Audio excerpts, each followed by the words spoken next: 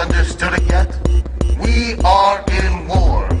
It is the Third World War, silent and devastating like a toxic cloud that wraps together all of humanity.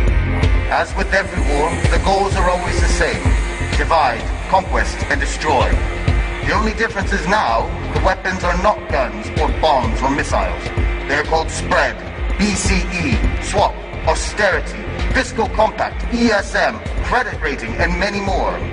They're equally strong weapons of mass destruction. But it's the army of the finance speculation, the one who strangles the economy, the one who harasses the democracies, the one that makes us scared slaves, the one that imposes a lifestyle upon all of us that we don't like. It seems we're watching the dawn of a new era, a period where discoveries in all of the different sectors of science and medicine should have allowed an easier life for us, to have defeated all the diseases and world famine. We would all have had far more free time because the machines would have worked for us, but it hasn't gone that way.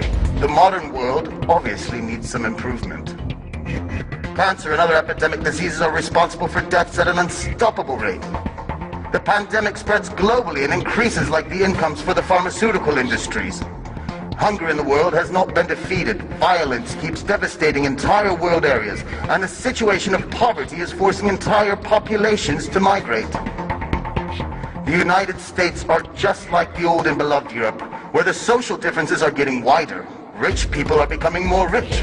The middle class is being pushed towards poverty, and the lower class spirals uncontrollably towards misery. America is still under the crisis path of subprime mortgages that definitely undermines the last bit of security in people, and instead has generated a negative domino reaction overseas.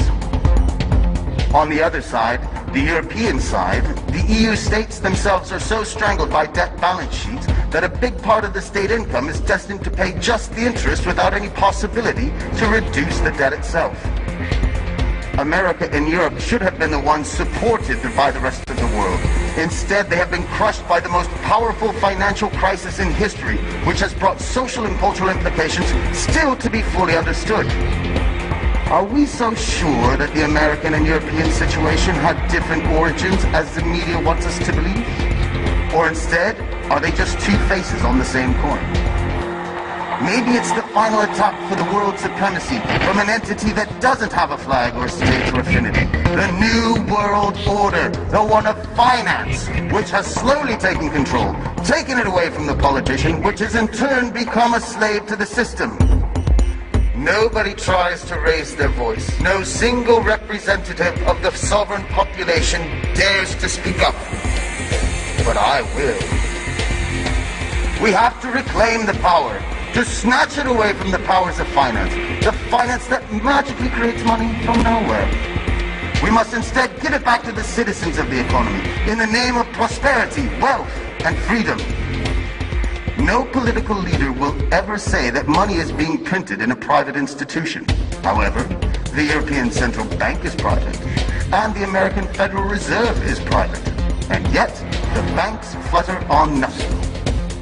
You must know that if tomorrow all the owners of bank accounts and other deposits should arrive in the bank to take away their cash, only the first 3% could be satisfied before finishing the cash money.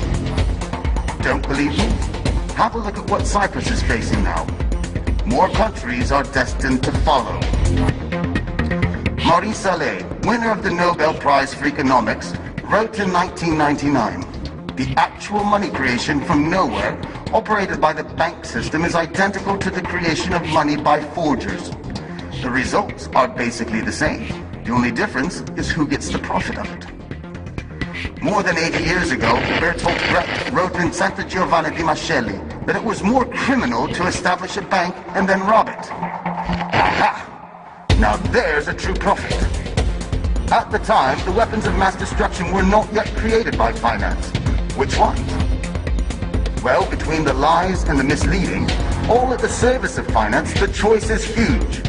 The ESM, for example, is the European mechanism of stability. Or is it?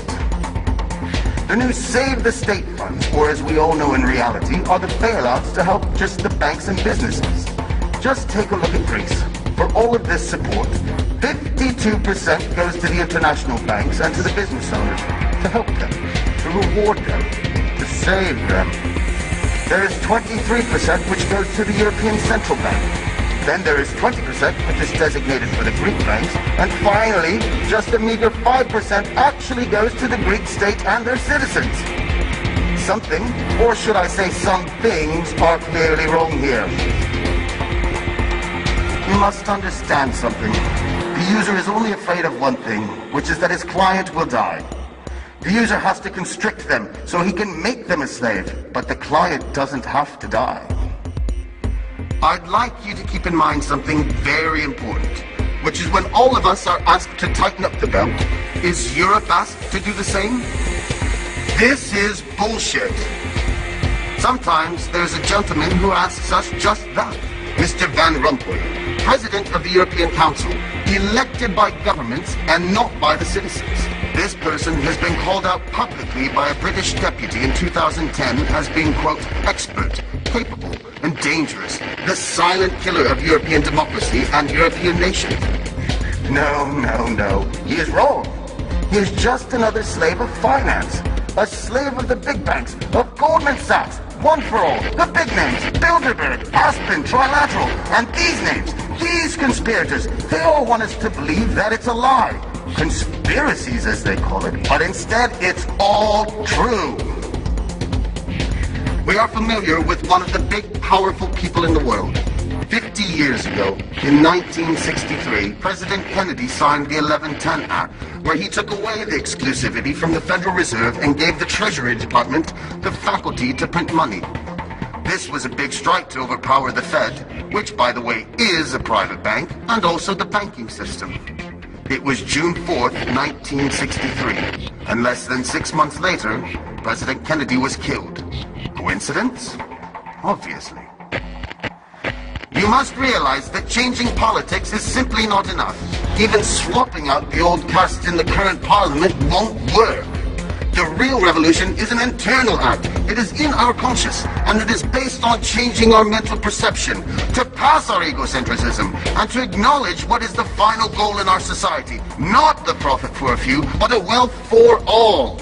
You, just tell me, are you happy?